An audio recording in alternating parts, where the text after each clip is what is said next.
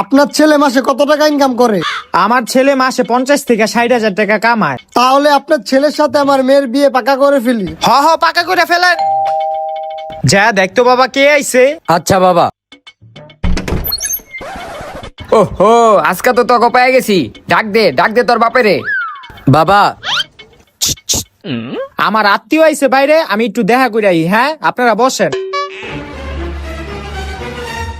1 বছর ধরে তোরা পলাতক, আজকে তোকে দুইটারে এক লগে পাইছি। আজকে জেম দোক আমার লোনের 1 লাখ টাকা দিতে হইব।